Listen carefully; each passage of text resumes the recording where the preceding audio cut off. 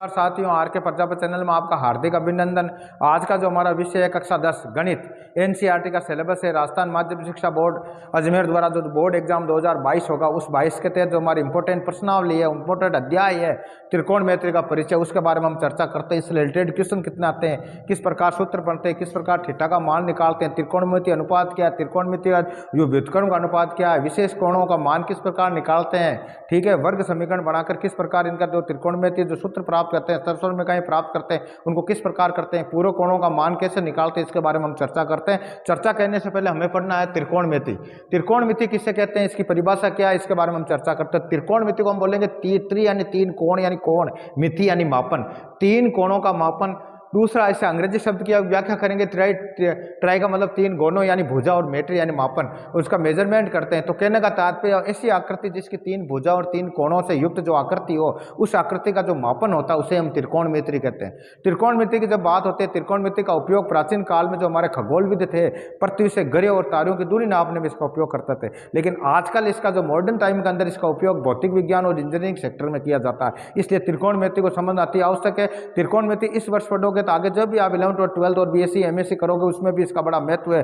त्रिकोणमिति को आपको अच्छी तरह से पढ़ना है। त्रिकोणमिति में किस प्रकार सूत्र बनते हैं, उनके बारे में हम चर्चा करते हैं। तो त्रिकोणमिति की बात होती है, इसके अंदर त्रिकोणमिति के अंदर तीन आकृति से कोई आकृति है जिसके अंदर हम पढ़ते हैं। जैसे मान लो ये इसके अंदर होता है समकोण त्रिभुज। क्या होता है? समकोण त्रिभुज की हम बात करते हैं। समकोण जो त्रिभुज होता है उसकी हम बात करते हैं। तो समकोण त्रिभुज के अंदर समकोण बनाने वाली दो भुजाएं होती है। मान लो ये दो भुजाएं हैं, समकोण बनाने वाली भुजा, और तीसरी भुजा, इन दोनों भुजा से बनती जो आकृति बनाते हैं त्रिभुज की, आकृति बन गई हमारे त्रिभुज की। इस आकृति का नाम दे दिया ए, बी और सी, और ये एक समकोण त्रिभुज है। तो इस समकोण त्रिभुज के अंदर एक पाइथागोरस प्रमेय लागू होता है। क्या होता है? पाइथागोरस। पाइथागोरस भी कहते हैं, पाइथागोरस भी कहते हैं इसके अंदर, इसमें कंफ्यूज होने वाली बात नहीं। पाइथागोरस प्रमेय लागू होता है। पाइथागोरस प्रमेय के अनुसार क्या परिभाषा होती है? पाइथागोरस प्रमेय के अनुसार ये होता है कि जो समकोण त्रिभुज है, समकोण त्रिभुज के अंदर जो समकोण बनाने वाली भुजा, समकोण बनाने वाली भुजा कौन सी? ए बी और बी सी। इन दोनों भुजाओं का जो वर्ग है, उन वर्गों को आपस में जोड़ेंगे तो जो उसका समकोण त्रिभुज का जो कर्ण होता है, उस कर्ण के वर्ग के बराबर होता है। कर्ण के वर्ग के बराबर होता है। कौन कहता है? पाइथागोरस प्रमेय के अनुसार। तो कहने का तात्पर्य जो कर्ण होगा इसका क्या होगा? कर्ण स्क्वायर। जो कर्ण स्क्वायर होगा, कर्ण स्क्वायर किसका? जो भुजाएं, दो भुजाएं कौन कौन सी हो गई? ए बी, ए बी का स्क्वायर प्लस दूसरी भुजा क्या है? समकोण बनाने वाली बी सी, बी सी का स्क्वायर के बराबर होता है कर्ण स्क्वायर। और कर्ण इसमें क्या है भाई? कर्ण इसके बराबर है ए सी स्क्वायर। ये सूत्र बनता है किसके अनुसार? पाइथागोरस प्रमेय के अनुसार। पाइथागोरस प्रमेय समकोण बनाने वाली, किसी समकोण त्रिभुज को समकोण बनाने वाली भुजाओं के वर्गों का योग सामने वाली भुजा जो कर्ण है, कर्ण के वर्ग के बराबर होता है, यह सूत्र कहता है। तो इस सूत्र को अब इसमें एक चीज नोट करना आप, जैसे समकोण त्रिभुज इसके दो न्यूनकोण होंगे, क्यों 90 से कम होंगे दोनों कोणों का मान, तो न्यूनकोण ए और न्यूनकोण सी की बात करते हैं। तो न्यूनकोण, अगर न्यूनकोण में यहाँ थीटा है ए, तो सामने वाली भुजा क्या कहलाएगी? लंब कहलाएगी। क्या कहलाएगी? लंब कहलाएगी। यह लंब कहलाएगी तो ऑटोमेटिक आधार हो जाएगा। नोट करना आप, ठीक है। अगर ये आकृति ए है, इसको बोलेंगे आकृति ए। आकृति ए की हम बात करते हैं। अगर आकृति बी के अंदर हम बात करते हैं, आकृति बी, इसको इस प्रकार बनाते हैं हम, जैसे मान लो ये समकोण बनाने वाले दो भुजाएं हैं और इनकी आकृति की हम बात करते हैं। ये आकृति ए, बी और सी, और इसके अंदर थीटा अगर सी है यहाँ पर, तो अगर थीटा है यहाँ, तो ये तो कर्ण होता है, ये सबसे बड़ी वाली भुजा, थीटा के सामने वाली भुजा लंब कहलाएगी। क्या कहलाएगी? लंब। और ये ऑटोमेटिक होता है आधार आपके। तो इस प्रकार इसमें कंफ्यूज होने वाली बात नहीं है। और इस प्रमेय के आधार पर हमने अगर दो भुजाओं का मान दे रखा है, तो तीसरी भुजा का हम मान इस सूत्र की सहायता से निकाल सकते हैं। कैसे निकाल सकते हैं? कहने का तात्पर्य यह होता है, जैसे मान लो आकृति ए के अगर हम बात करें, आकृति ए के अंदर मान लो ये भुजा का मान लो 4 है और ये 3 दे रखी है, ये 4 है, ये 3 दे रखे, तो हमें ये जो कर्ण है, इस भुजा का मान याद करना। किसकी सहायता से याद कर सकते? इस सूत्र की सहायता से याद करता है। सूत्र क्या कहता है भाई? सूत्र यह कहता है कि कर्ण स्क्वायर बराबर क्या होता है? आधार स्क्वायर प्लस लंब स्क्वायर। लंब स्क्वायर, तो आधार क्या है? इस आकृति ए के अंदर आधार लेंगे तो आधार हो गया आकृति ए के अंदर कौन सा है? कि ए बी का स्क्वायर प्लस लंब क्या है? बी सी का स्क्वायर। कर्ण क्या है? ए सी का स्क्वायर। तो इस प्रकार इसमें इसकी वैल्यू रखते हैं। तो वैल्यू किस प्रकार रखेंगे? इसके बराबर होता है, तो वैल्यू रखो आप। तो ए सी स्क्वायर बराबर क्या आएगा? ए बी कितना है? 4, तो 4 का स्क्वायर कर दो। बी सी का स्क्वायर है, बी सी कितना है? 3, 3 का स्क्वायर कर दिया। बराबर कितना होता है? 4 को 4 से गुणा करेंगे 16, 3 को 3 से गुणा करेंगे तो 9, ये 9 आ गया। तो इसका कहने का तात्पर्य एसी बराबर क्या आ गया भाई, 16 और 9 25 हो गए, और 16 9 25 हो गया। तो एसी का बराबर क्या आ जाएगा, इनका वर्गमूल लेना है। तो जब भी हम वर्गमूल लेते हैं तो प्लस माइनस मात्रा नोट करना आप। तो एसी बराबर हमारे सामने क्या आ गया भाई, +-5। क्या आ गया, +-5। तो कहने का मतलब जो भुजा एसी आई वो 5 आई, और माइनस के भी 5 आते हैं, प्लस के भी 5 आते हैं, लेकिन भुजा कभी ऋणात्मक नहीं होती, इसलिए हम +5 इसकी वैल्यू लेंगे। तो ऑटोमेटिक हमने इस आकृति का कर्ण निकाल लिया। इसी प्रकार इसी आकृति में कर्ण 5 आएगा। यहाँ तक आप समझ लो। अब इसके यह पढ़ने के बाद में आपको पता आ गया कि भाई यह आधार होता, लंब होता, कर्ण होता है। थीटा अगर यहाँ है तो लंब यह हो गया, अगर थीटा यहाँ है तो लंब यह हो गया। इन दोनों आकृति के बारे में हमें चर्चा करना है। यह आकृति बी मानते हैं, क्या मानते हैं इसको, आकृति बी, या बे कर दो आकृति। तो इन आकृतियों के अंदर हमने इस चीज को पढ़ा है, यही समकोण त्रिभुज है, वही समकोण त्रिभुज है। इस आकृति के अंदर लंब 3 है, इस आकृति का लंब 4 है। नोट करना इस चीज को, क्यों, थीटा का आकार पर इनकी लंब की वो बढ़ती। अब ये करने के बाद में जो त्रिकोणमितीय अनुपात है, जो क्या होता है, त्रिकोणमितीय अनुपात की बात करते हैं हम, बात करते हैं त्रिकोणमितीय अनुपात। त्रिकोणमितीय अनुपात, और त्रिकोणमितीय अनुपात किस प्रकार बनाता है, अनुपात होता है भुजाओं का अनुपात। किसका होता है, भुजाओं का। अगर भुजा में लंब और आधार ले लिया, आधार और कर्ण ले लिया, कर्ण और लंब ले लिया, तो इस प्रकार इनका एक अनुपात बनाता है। अगर अनुपात इस प्रकार बनाते हैं, हमने सोचा लंब और कर्ण का अनुपात बना दिया, हमने आधार और कर्ण का अनुपात बना दिया, तो उसको क्या बोलेंगे, इस चीज को नोट करना। अगर नोट करने के लिए अगर मान लो मैंने ये आकृति ए ली, और आकृति ए की हम बात करते हैं, त्रिकोणमितीय अनुपात की बात करते हैं। त्रिकोणमितीय अनुपात के अंदर हमने सबसे पहले एक पढ़ना पड़ता है कि लाल बट्टा कक्का, लाल बट्टा कक्का। तो लाल का ले का मतलब होता है लंब, ए का मतलब होता है आधार, और एल का मतलब वापस लंब होता है, और के का मतलब होता है कर्ण। इस सूत्र की सहायता से त्रिकोणमितीय अनुपात की हम रचना करते हैं। त्रिकोणमितीय अनुपात किस प्रकार होता है, आकृति ए की बात करते हैं। तो आकृति ए के अंदर हम बात करने से पहले हमें यह लिखना है, जैसे मान लें मैंने आकृति ए के लिखा साइन थीटा, फिर इसके बाद में हम लिखते हैं कोस थीटा, फिर हम लिखते हैं टेन थीटा। टेन थीटा की हम बात करते हैं, सूत्र ये काम लेते हैं लाल बट्टा कक्का का। तो साइन की जब भी हम बात करेंगे तो साइन बराबर क्या इसका अनुपात आएगा, उसके बारे में चर्चा करते हैं। तो साइन थीटा के अंदर हम लिखेंगे एल फॉर लंब, के फॉर कर्ण, यानी लंब बटा कर्ण। इसको क्या लिखेंगे, लंब बटा कर्ण। लंब बटा कर्ण की बात होती है साइन थीटा के अंदर। और लंब कितना है, लंब वाली भुजा कौन सी, इसमें लंब वाली भुजा BC, तो हम लिखेंगे BC बटावा AC। ये हो गया, आगे समझ में। अगला इसमें मान लो कि इसकी अब मान की बात करें तो लंब कितना 3 और आधार कितना 5, तो 3/5, यानी इस आकृति ए के लिए साइन थीटा की वैल्यू आएगी 3/5। अगर परीक्षा में क्वेश्चन आएगा तो हम लिखेंगे साइन की जो वैल्यू आ रही है 3/5 आ रही है। कोस की जब हम बात करते हैं, कोस का सूत्र होता है आधार बटा कर्ण। तो आधार बटा कर्ण हम लिखेंगे आधार बटावा कर्ण। और आधार बटावा कर्ण की जब बात होती है, आधार कितना इसमें AB है, क्या है AB, और कर्ण कितना AC। अच्छा, AB की वैल्यू कितनी है 4 है, और AC की वैल्यू कितनी है 5 है। तो अगर कोस थीटा की हम बात करें आकृति ए के लिए, तो कोस की वैल्यू आएगी 4/5। ये भी कंफ्यूज मत होना। अब करते हैं टेन की बात। टेन का सूत्र होता है LA, यानी लंब बटा आधार। इसको क्या लिखेंगे, लंब बटावा आधार। ये किसका सूत्र होता है, टेन थीटा का होता है, लंब बटावा आधार। और इसमें लंब की क्या वैल्यू है, लंब है इसमें BC, तो हम लिखेंगे BC। और आधार कितना है इसमें AB, ये AB लिख दिया हमने। तो BC कितना है, BC है 3, और ये आधार कितना 4। तो अगर टेन थीटा की बात करेंगे तो 3/4 इसकी वैल्यू आ गई। यहाँ तक आ गई। ये आने के बाद में टेन थीटा हो गया। टेन थीटा के बाद में हम पढ़ते हैं कोट थीटा। क्या पढ़ते हैं, कोट थीटा। हम आकृति ए की बात कर रहे हैं, तो कोट थीटा का जो सूत्र होता है वो इसका उल्टा करना वापस, आधार बटावा लंब। यानी जो टेन थीटा होता है, टेन थीटा को उल्टा करेंगे तो कोट थीटा आएगा। क्या आएगा, कोट थीटा। तो टेन में होता है लंब बटा आधार, तो कोट में कर देंगे हम आधार बटावा लंब। क्या कर देंगे, आधार बटावा लंब। ये आधार बटावा लंब आ गया। और आधार क्या है इसके अंदर, आधार है भाई AB, और लंब क्या है BC। AB कितना, AB का मान 4, और ये बटावा में 3। तो इसका मतलब कोट थीटा टेन थीटा का उल्टा होता है। अगला इसके बाद में हम बात करते हैं सेक थीटा। किसकी बात करते हैं, सेक थीटा। और सेक थीटा किसका उल्टा होता है, सेक थीटा हमेशा उल्टा होता है कोस थीटा का। किसका उल्टा होता है, कोस थीटा का। तो कोस में कर्ण नीचे है और आधार ऊपर है, तो उसको उल्टा कर देंगे। तो इसका मतलब हम लिख देंगे कर्ण बटावा आधार। ये नोट करना। अब कर्ण कितना है इसके अंदर, कर्ण है AC, और आधार कितना है AB। अब आधार AB।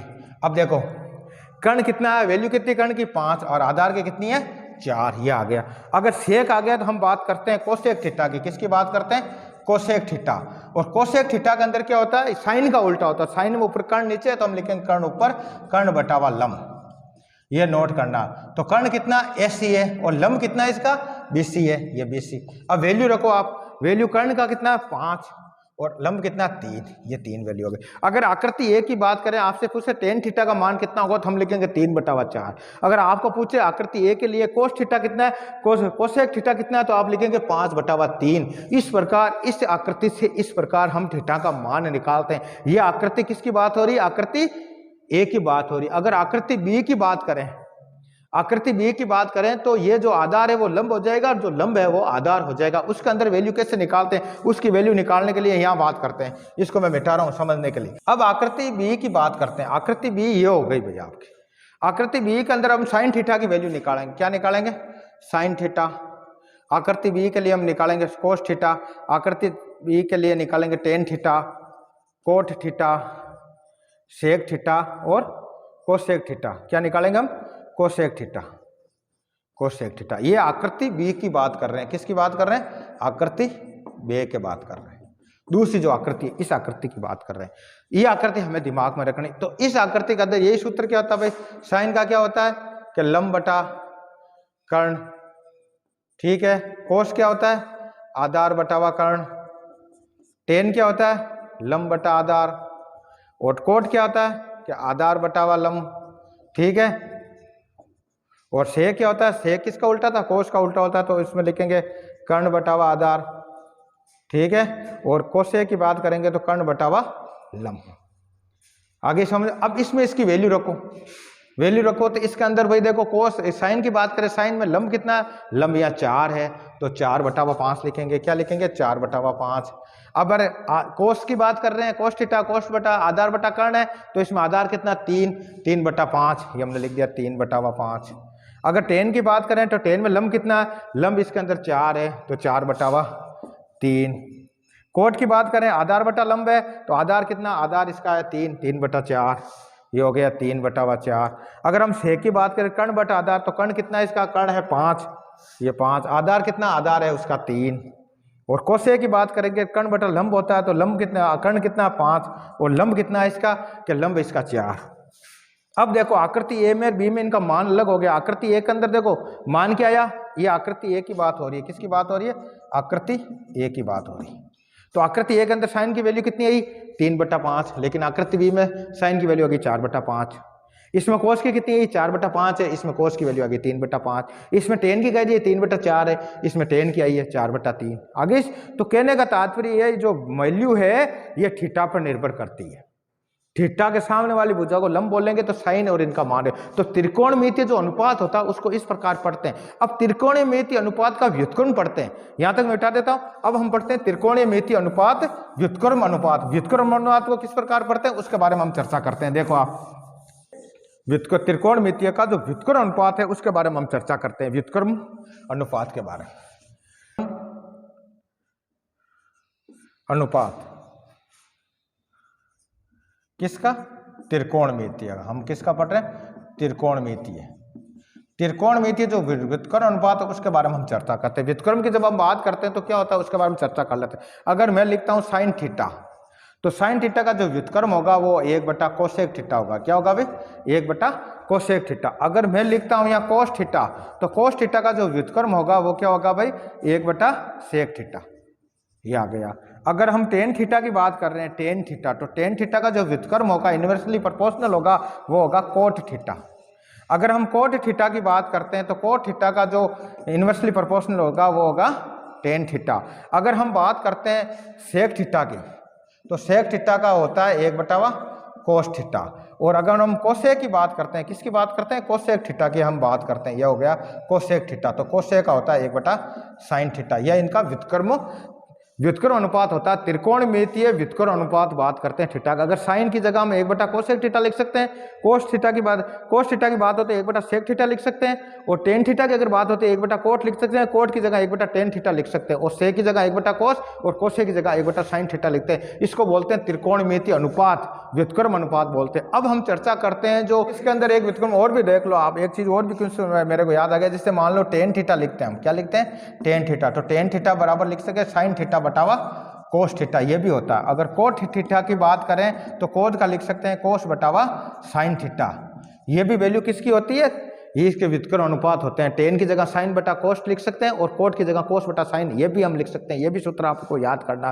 त्रिकोणमितीय अनुपात जब हम क्वेश्चन सोल्व करेंगे तो इसमें सूत्र काम आएंगे। टेन थीटा की जगह साइन थीटा बटा कोस लिख सकते हैं और कोट की जगह ये लिख सकते हैं कोस बटा साइन थीटा। ये भी नोट आता। अब हम टेबल बनाना सीखते हैं। ठीक, विशेष जो कोण होते हैं, विशेष कोण त्रिकोणमिति में, विशेष कोणों का जो मापन होता है त्रिकोणमिति में, किसमें, त्रिकोणमितीय विशेष कोणों का त्रिकोणमितीय जो मान होता है उसके बारे में हम चर्चा करते हैं। किस प्रकार करते हैं, अगर मान लो आपने लिख दिया कि थीटा का अगर 0 हो, थीटा की वैल्यू क्या लिखेंगे, थीटा बराबर 0 हो, थीटा बराबर 30 डिग्री हो, थीटा बराबर 45 डिग्री हो, थीटा बराबर 60 डिग्री हो, थीटा बराबर 90 डिग्री हो, इनका मान किस प्रकार निकालते हैं उसके बारे में चर्चा करते हैं। ये भी लिख सकते हैं। अगर आपको लिख दिया पाई बटावा 2 तो पाई बटा 2 का मान क्या होता है, 100 बटावा में 2 का भाग दे दिया तो पाई बटावा 90 डिग्री आ गया आपके।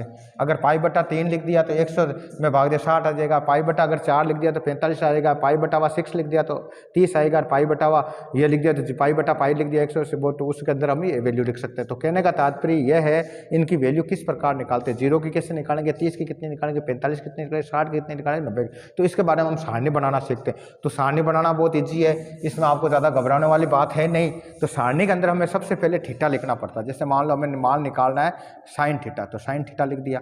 मान निकालना हमने कोस थीटा तो कोस थीटा लिख दिया। मान हमने टेन थीटा का निकाला टेन थीटा। फिर लिख देंगे कोट थीटा। कोट के बाद में आता है आपके सेक थीटा और सेक थीटा के बाद में आता है आपके कोसेक थीटा। ये आ गया कोसेक थीटा। अब इनकी सारणी बनानी है। सारणी किस प्रकार बनाते हैं उसके बारे में हम चर्चा करते हैं। तो आराम से आप सारणी बना सकते हो। ये इस साइड में आपको थीटा लिखना है, थीटा वाली सारणी बन गई। ये कोस है तो कोस की निकाल सकते हैं, टेन है तो टेन की निकाल सकते हैं, टेन के बाद में कोट आता है। इनका मान निकालना है। मान किस प्रकार निकालते हैं ये सारणी के द्वारा आपको समझाते हैं।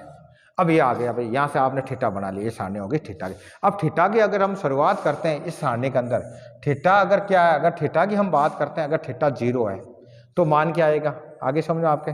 थीटा अगर 30 है तो मान क्या आएगा, 30 डिग्री। अगर डिग्री की बात करते हैं, अगर थीटा 45 डिग्री है तो मान क्या आएगा, हमने लिख दिया 45 डिग्री। अगर थीटा हम लिखते हैं 60 डिग्री तो 60 डिग्री को इसका मान क्या आएगा। अगर हम थीटा लिखते हैं 90 डिग्री तो मान क्या आएगा, ये लिख दिया हमने 90 डिग्री। आगे समझो आपके। अब इस सारणी को बनाना सीखना, आपको आराम से बना सकते हो, कोई ज़्यादा इसमें घबराने वाली बात है नहीं। शानदार तरीका बताएंगे आपको सीखने का। ये हो गया। अब इसके अंदर आपको याद, जैसे मान लो थीटा आ गया, sine theta, cos theta, tan theta, cot theta, sec और कोसेक, ये आ गया। अब इसका जब मान निकालना, हमें क्या निकालना, मान पाई में भी आ सकता है, मैंने बताया आपको।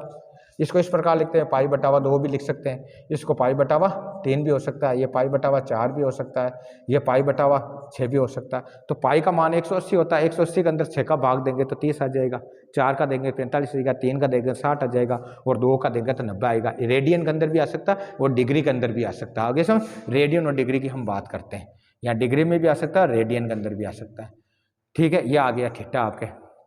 अब आपको स्वरूप बनाने के लिए आपको क्या करना है, एक कहता है, एक को अलग अलग भागों में बांटता। मान लो एक है, सर जरूर करते हैं 0, 0 के बाद में उसका आता है पाव 1/2, 4, फिर आधा 1/2, फिर 3/4 और फिर आता 1। ये आपको समझ में रखना है, एक का भाग करना है। जैसे मान लो 0 हो गया, 0 के बाद में 1/4 आता है, फिर 1/2 आता है, फिर 3/4 आता है, पाव, आधा, 3 पाव और 1, इस प्रकार इसको तोड़ते हैं। अब देखो, आज जो संख्या ऊपर वाली संख्या का वर्गमूल लेना पड़ता है, हमें क्या लेना पड़ता है, वर्गमूल संख्या का। तो आपको पता है 0 का वर्गमूल कितना होता है, 0 ही होता है, ये 0 लिख दिए आगे। तो इस मतलब साइन 0 की वैल्यू आ गई 0।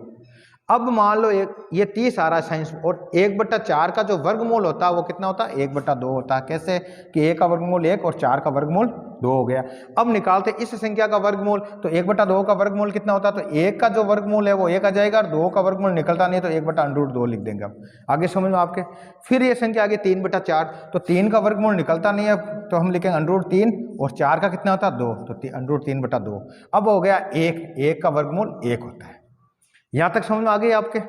0 1/4 का 1/2 हो गया वर्गमूल, 1/2 का वर्गमूल लेंगे तो 1/2 √2 आ जाएगा, 3/4 का वर्गमूल लेंगे तो √3/2 आ जाएगा और 1 का वर्गमूल 1 आता है। ये संख्या आने के बाद में इस संख्या को यहाँ से शुरू करना है, इसको यहाँ रखना, इसको यहाँ रखना, इसको यहाँ रखना, इसको यहाँ रखना, इसको यहाँ रखना, ये कोस की वैल्यू आ जाएगी। तो कोस 0 की वैल्यू आ गई 1, फिर ये संख्या हमने यहाँ रख दी तो √3/2, फिर ये संख्या यहाँ की यहाँ रख दी और ये 1/2 और फिर आ गया 0। आगे समझ में आपके यहाँ तक। अब जो कोस 60 की जो साइन 60 की वैल्यू होगी वो कोस 30 की होगी। साइन 45 की और कोस 45 के बराबर होते हैं। कोस साइन 30 की वैल्यू होती है वो कोस 60 की होती है, और जो साइन 0 की वैल्यू होती है वो साइन 90 की कोस 90 की होती है। इस प्रकार आपको इसमें समझना है। आगे समझ यहाँ तक। अब हम क्या करते हैं, टेन थीटा निकालते हो। तो आपने व्युत्क्रम अनुपात पढ़ा होगा, उसमें हम लिखते हैं ना कि साइन थीटा बटावा कोस थीटा बराबर टेन थीटा होता है, पढ़ा ना हमने। तो कहने का तात्पर्य ये साइन में कोस का भाग दे देते हो, जो वैल्यू आएगी वो टेन की आ जाएगी। देखो भाग दो, 0 में 1 का भाग देंगे तो 0 बार गया, ये 0 आएगा। अब नोट करना, इसमें इस संख्या का भाग देना है, तो इस साइन में क्या है, 1/2 में भाग देना किसका, √3/2 का भाग देना। और जब भी हम भाग देते हैं तो किस प्रकार देते हैं, चिन्ह चेंज करते हैं, गुणा कर देते हैं, ये संख्या ऊपर आ जाती है, नीचे आ जाती है, इस प्रकार देते हैं। 2 से 2 कट गया, वैल्यू आ गई 1/√3। तो इसकी जगह वैल्यू आ गई 1/√3। अब संख्या को नोट करना, इस संख्या में इस संख्या का भाग देना कैसे, 1/√2 में भाग देना 1/√2 का। तो भाग देंगे तो चिन्ह चेंज होता है, तो 1/√2 यहाँ आ जाएगा, उल्टा हो जाएगा, ये संख्या आ गई √2 से 1 कट गया, वैल्यू आ गई 1। तो इसकी वैल्यू आ गई 1। अब इस संख्या में इस संख्या का भाग देना कैसे देंगे बोलो, 60 के अंदर वैल्यू निकालनी है, तो लिखेंगे √3 भाग देना किसका, 1/2 का। तो संख्या उल्टी हो जाएगी, गुणा करेंगे तो ये हो गया 2, गुणा में 2 ऊपर चले गए, 2 से 2 कट गया, वैल्यू आ गया √3। तो इसकी जो वैल्यू आई वो आएगी √3। ठीक है। अब 1 में 0 का भाग अनंतवार जाता तो हम लिख देंगे अनंत। ठीक है, यहां तक समझ में आ गई। ये आने के बाद में आपको कुछ नहीं करना, इस संख्या को इधर लाना, वो का वो क्यों, इसका ये पूरक यही है, तो हम लिखेंगे अनंत इस जगह, ये हो गया अनंत। फिर √3 आ गया, ये 1 आ गया, ये संख्या ये आ गई √3, और ये आ गया आपके ये 0 यहाँ पे। ये संख्या आने के बाद में फिर आपको कुछ नहीं करना है, इस संख्या में जो सेक निकालता है, क्या निकालना, सेक। और व्युत्क्रम जब हमने अनुपात पढ़ा, सेक किसका उल्टा होता है, कोस का उल्टा होता है। किसका होता है, 1/2 कोस होता है। तो 1/2 कोस होता है, इस संख्या को बटाव में लेकर नीचे वाली को ऊपर लिख देंगे, ऊपर वाली को नीचे लिख देंगे। तो कोस की बात होती है तो 1/1 का 1 ही आएगा, कोई तकलीफ नहीं, 1। अब एक संख्या करना सेक कोस का, तो इसको उल्टा कर देना, यानी 2 तो ऊपर चले जाएंगे, √3 नीचे आ जाएंगे। आगे यहाँ तक समझ में। फिर इसको देखो, इसमें √2 चले गए, 1 लिखने की जरूरत नहीं है, इसका उल्टा करेंगे या 2 आ गया, और 0 आगा, 0 का अगर उल्टा करते हैं तो अनंत आता है, कितना आता है, अनंत। अब ये अनंत यहाँ लेना, इस साइड में वो का वो तरीका, ये 2 यहाँ आ गया, ये √2 हो गया, ये वैल्यू यहाँ रखनी है, और ये 1 है तो 1 आ गया। तो इस प्रकार हमने ये सारणी बना ली। आराम से समझ में आ गई सारणी आपके किस प्रकार बनाते हैं। साइन की निकालने के लिए क्या करते हैं, 0, फिर इन सब का वर्गमूल लेते हैं, ये वर्गमूल आ गया। फिर कोस की जब वैल्यू निकालते हैं तो यहाँ से शुरू कर देते हैं, इससे। फिर टेन में इसमें साइन में कोस का भाग दिया, 10 आ गया। 10 आने के बाद में कोट को इधर से शुरू कर दिया, कोट आ गया। सेक की जब हम बात करते हैं, सेक कोस का उल्टा होता है, उल्टा कर दिया हमने। कोस सेक किसका, साइन का उल्टा, तो साइन का उल्टा कर लो, या उल्टा नहीं करते तो सेक से इस आधार में निकाल सकते पूरे कोणों की। अब ये सारणी बढ़ने के बाद में आपसे क्वेश्चन पूछे जा सकते हैं। क्वेश्चन किस प्रकार बनेंगे सारणी के, उसके बारे में हम चर्चा करते हैं। तो उसके बारे में चर्चा करने से पहले हमें आराम से पढ़ना है किस प्रकार इसके बनते हैं, तो उसके बारे में थोड़ा बहुत 2-4 क्वेश्चन आपको मैं सोल्व करा देता हूँ। दिया कि sine 45 degree plus cos 45 degree का मान लिखो, कितना आएगा। अगर मैंने ये लिख दिया कि tan square 30 degree plus coat square 60 degree, इसका मान लिखना है। तो अगर मैंने लिख दिया कि sec square 45 degree plus sine square 30 degree, इनका मान लिखना, तो इसका मान इस सारणी के आधार पर हम निकाल सकते हैं। सारणी बनाना आपको आ गई। ये आने के बाद में इनकी वैल्यू रखनी है। अगर मान लो साइन 45 की वैल्यू कितनी होती है, कि साइन 45 की वैल्यू होती है 1/√2, तो हमने लिख दिया 1/√2, प्लस कोस 45 की वैल्यू कितनी होती है, कोस 45 की वैल्यू यही होती है 1/√2, ये हमने लिख दिया। फिर इनको जोड़ कर लेते हैं। कैसे लेते हैं, इनका जोड़ते हैं, एलसीएम लेंगे, ये लेंगे तो 2 आ जाएगा, 2 में 2 का भाग 1 गया, इसमें 1, तो 2/√2। किस प्रकार करते हैं इसको, इस प्रकार भी कर सकते हैं, √2/√2 से 2 कट गया, फिर से वैल्यू आ गई है। तो इस प्रकार इस क्वेश्चन को हम सोल्व कर सकते हैं। इसमें ज़्यादा वो आपको चर्चा लेने की जरूरत नहीं है। जब भी हम करते हैं इनका लघुत्तम समापत्ति लेते हैं, जो भी करते हैं तो उसके बारे में लेसे पे लेते हैं, लेसे पे लेकर ये कर लेते हैं, आराम से सूत्र में आ जाता है। अगर tan की 30 की बात करते हैं, tan 30 की वैल्यू कितनी होती है, यहाँ देखो tan ये 30 की वैल्यू 1/√3, तो हम लिखेंगे 1/√3 का होल स्क्वायर है। कोट 60 की वैल्यू करते हैं, कोट 60 का, कोट 60 की वैल्यू ये आ गई, तो हमने लिख दिया कोट 60 की वैल्यू कितनी है, √3। इसका भी होल स्क्वायर कर देते हैं। किस प्रकार होता है 1/3 और इसका भी होता है 1/3। एलसीएम लेंगे तो 3 आ गया, 3 में 3 का भाग एक बार 1 आ गया, ये भी 1 आ गया, तो टोटल 2/3। तो इस प्रकार भी संख्या को हम सोल्व कर सकते हैं। इस प्रकार के क्वेश्चन बनते हैं। अब अगला जो क्वेश्चन, ये तो यार सारणी समझ में आ गई। सारणी समझ में आने के बाद में पूरक कोणों का जो अनुपात होता है उसके बारे में बात करते हैं। त्रिकोणमिति के जो पूरक कोण होता है, पूरक कोणों में किस प्रकार थीटा बनता है उसके बारे में चर्चा करते हैं। ठीक है, इसको मैं मिटा रहा हूँ। बात क्या पढ़ेंगे, पूरक जो कोण है उन कोणों का त्रिकोणमिति अनुपात पढ़ेंगे। क्या पढ़ेंगे, त्रिकोणमिति अनुपात।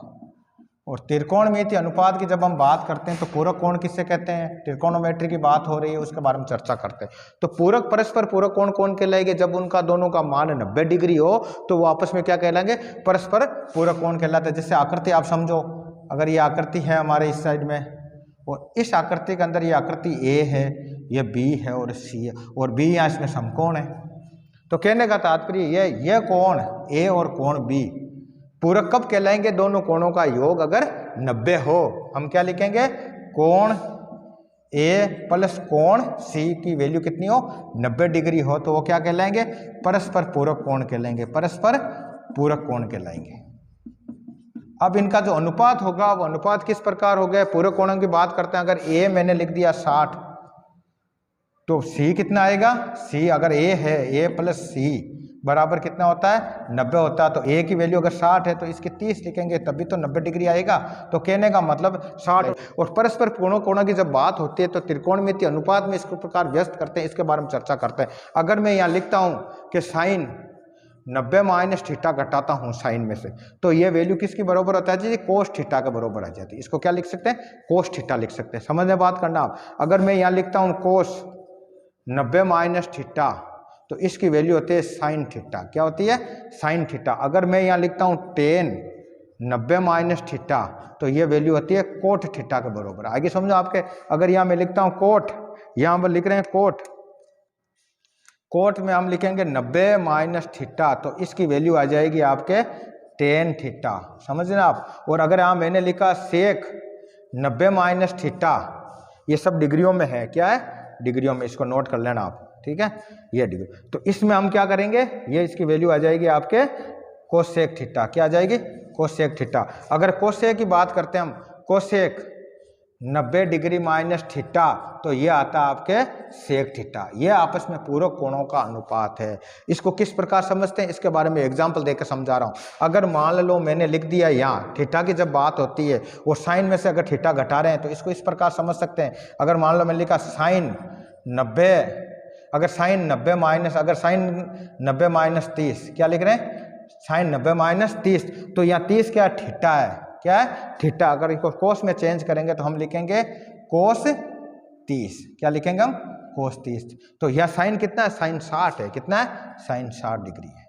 किस प्रकार समझना है इसको, इस प्रकार। अगर मैंने लिख दिया आपको ये कोस है और कोस 30 की वैल्यू निकालनी, अगर आप लोग कह दिया कोस 30 है और कोस 30 की वैल्यू निकालनी, तो कोस 30 की वैल्यू कैसे निकालेंगे उसके बारे में चर्चा करते हैं। इसका जो एग्जांपल मैं दे रहा हूं, अगर मैंने यहाँ लिख दिया कोस 30 तो कोस 30 को किस प्रकार लिखेंगे इसके बारे में चर्चा करते हैं। तो हम ऐसे लिखेंगे, अगर इसको थीटा में बनाना तो हम लिखेंगे कोस, ये हो गया कोस 90 माइनस 90 में से कितने घटाएंगे, 30 आए, 90 में से 60 घटाएंगे तो 30 आ जाएगा। तो इसको इस प्रकार भी लिख सकते हैं। कोस 30 को कैसे लिखते हैं, कोस 90 माइनस 60। अब ये जो 60 होता है ये थीटा कहलाता है, और थीटा कहलाएगा तो साइन कितना आ जाएगा, साइन 60। तो कहने का मतलब ये कोस 30 का जो मान होगा वो का वो मान साइन 60 का होगा।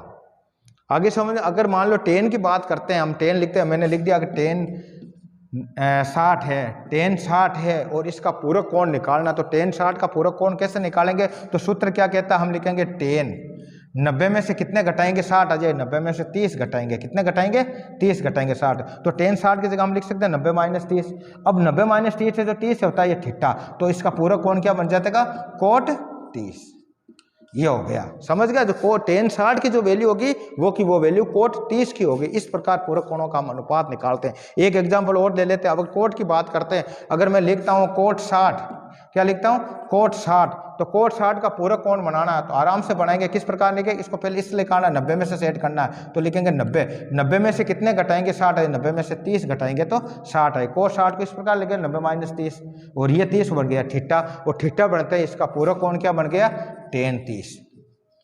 आगे समझे। तो इस प्रकार पूरक कोणों का हम मान निकालते हैं। पूरक कोणों का जो त्रिकोणमितीय अनुपात इस प्रकार होता है कि साइन 90 माइनस थीटा बराबर cos theta, cos 90 minus theta बराबर sine theta, tan 90 minus theta बराबर कोट थीटा और cot 90 minus theta tan theta होता है। जो थीटा यहाँ आता है वो इसका पूरक कोण बनता है। तो ये त्रिकोणमितीय अनुपात हमने पढ़ने का प्रयास किया। अब जो वर्ग सूत्र होते हैं त्रिकोणमितीय उसके बारे में हम चर्चा करते हैं। वर्ग संबंध क्या होते हैं उनके बारे में चर्चा करते हैं। तो आराम से देखो, अब का जो वर्ग संबंध है उनके बारे में चर्चा करते हैं, किस प्रकार सूत्र बनते हैं उनके बारे में चर्चा करते हैं। तो इस चीज को आप नोट करना, समकोण त्रिभुज की संबंध है, त्रिकोणमितीय का जो वर्ग संबंध है उसके बारे में हम चर्चा करते हैं। वर्ग संबंध क्या होता है, वर्ग संबंध को किस प्रकार पढ़ते हैं इसके बारे में हम चर्चा करते हैं।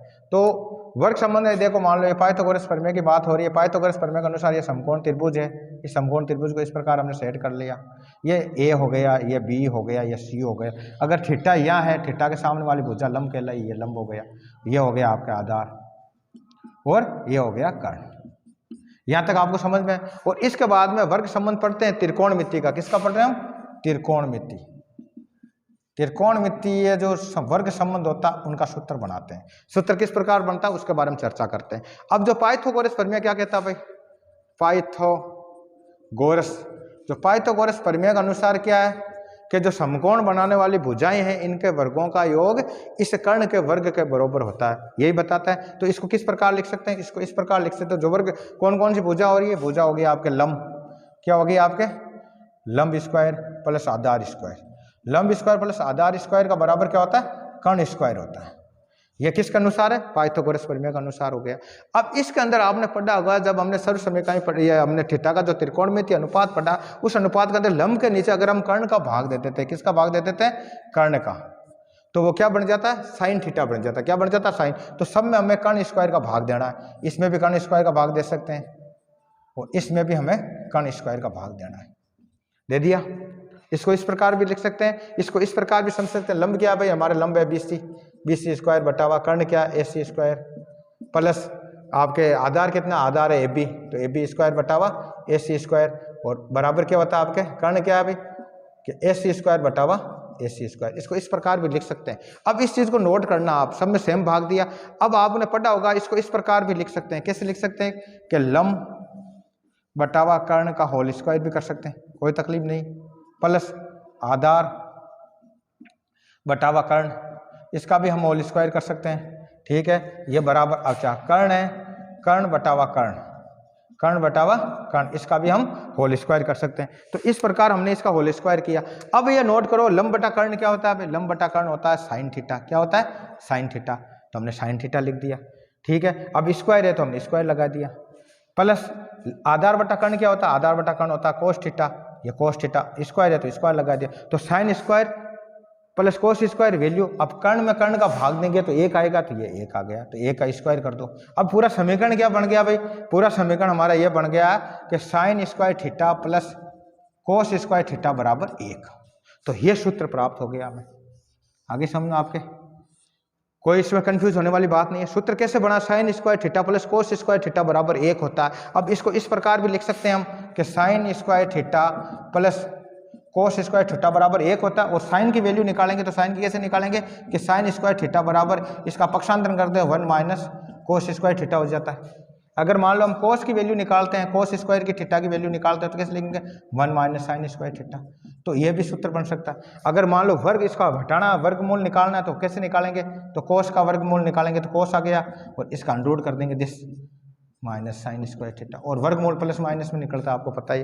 तो इस प्रकार इसको हम स्क्वायर है, स्क्वायर लगा दे। तो इस प्रकार हमने इसको सोल्व कर लिया, सूत्र बन गया। ये सूत्र मन से नहीं बना, इस प्रमेय से बना और प्रमेय के आधार पर हमने ये सूत्र प्राप्त कर लिया। अब इस सूत्र की सहायता से अगला सूत्र प्राप्त कर सकते हैं। कैसे, अगर साइन है और साइन के अंदर मैं टोटल में अगर कोस स्क्वायर का भाग देता हूँ, किसका भाग देता हूँ, कोस स्क्वायर का भाग देता हूँ, उस समीकरण को कैसे समझते हैं उसके बारे में देख लेते हैं हम। इसको मिटा देता हूँ, ये बन गया पहला।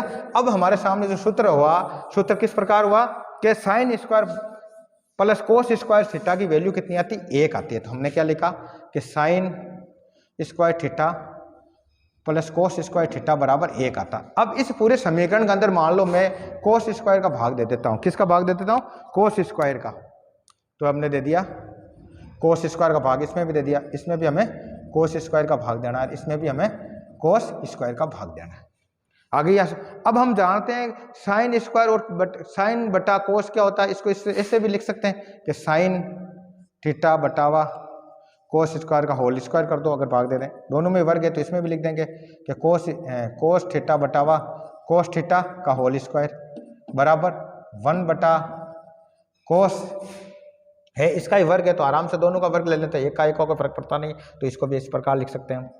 ठीक है, एक का अगर करेंगे तो एक का वही भी वर्गमूल वही निकलता। अब इसकी वैल्यू कैसे निकालते हैं, इसके बारे में ये हमें चर्चा करनी। तो चर्चा करने का तात्पर्य यही होता है, साइन की जगह क्या लिख सकते हैं भाई, साइन बटा कोस है, इसकी जगह हम लिख सकते हैं टेन थीटा। क्या लिख सकते हैं, तो टेन थीटा का स्क्वायर, कोस बटा कोस एक होता है, एक का स्क्वायर कर दिया बराबर ये है। अब इसकी जगह हम क्या लिख सकते हैं, जैसे मान लो 1 बटा कोस है तो 1 बटा कोस का होता है, क्या होता है आपका पढ़ा होगा ना, सेक थीटा। क्या होता है, सेक, तो हम लिख देंगे सेक स्क्वायर थीटा।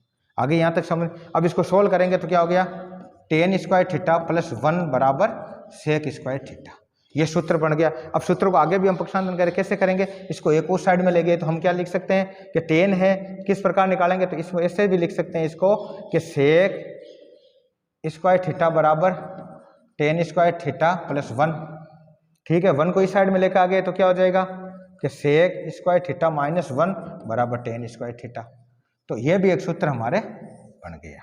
आगे समझे, इसको इससे भी लिख सकते हैं। दूसरा रूप लिखने का तरीका ये है कि इसमें से अगर मान लो सेक में से क्या लिखेंगे हम, sec square theta minus tan square theta को बाकी करेंगे तो बचेगा एक, ये भी सूत्र बनता है। तो इस प्रकार इस सूत्र की सहायता से हमने ये सूत्र प्राप्त कर लिया। ऐसे कैसे हमें दूसरा सूत्र और प्राप्त कर सकते हैं, हम जानते हैं क्या भाई, जैसे मान लो हमने लिखा कि sine square theta plus cos square theta बराबर 1 होता है, तो इसके अंदर साइन का भाग दे देते हैं। अब की बार साइन स्क्वायर थीटा का भाग दे दिया, इसमें भी साइन स्क्वायर थीटा का भाग दे दिया, और इसमें भी हमने साइन स्क्वायर थीटा का भाग दे दिया। तो क्या सूत्र बनेगा, साइन में साइन का भाग दिया तो 1 आएगा, क्या आएगा, 1 आएगा। इसको इस प्रकार भी लिख सकते हैं, 1 आ गया, 1 का वर्गमूल कर दो। अब इसमें देखो कोस बटा साइन क्या होता है, कोस बटा साइन होता है कोट थीटा, तो कोट थीटा तो स्क्वायर कर दिया, स्क्वायर है तो बराबर 1 बटा साइन का क्या होता है, साइन का उल्टा क्या होता है, कोसेक होता है, तो हमने लिख दिया cosec theta, cosec square theta. ये सूत्र बन गया आपके। और इस सूत्र में 1 का वर्ग करेंगे तो 1 आ जाएगा, ये आ गया 1 प्लस कोट स्क्वायर थीटा बराबर कोसेक स्क्वायर थीटा। अब बात वही है, अगर मान लो हमें कोस के निकाले तो 1 बराबर क्या आता है, पक्षांतरण कर दो तो हम लिखेंगे cosec square theta minus cot square theta बराबर 1 आता है। ऐसे भी लिख सकते हैं इसको। दूसरा रूप लिखने का तरीका ये भी आता है कि इसको मान लो इस साइड में कोसेक बराबर 1 बराबर कोट स्क्वायर थीटा था और 1 के बराबर ही आता। तो इस प्रकार इन सूत्रों की सहायता से अब जो हमारी प्रश्नावली है 8.1, 8.2, 8.3, 8.4, इन सूत्रों की सहायता से हम आराम से उनके उत्तर निकाल सकते हैं। धन्यवाद।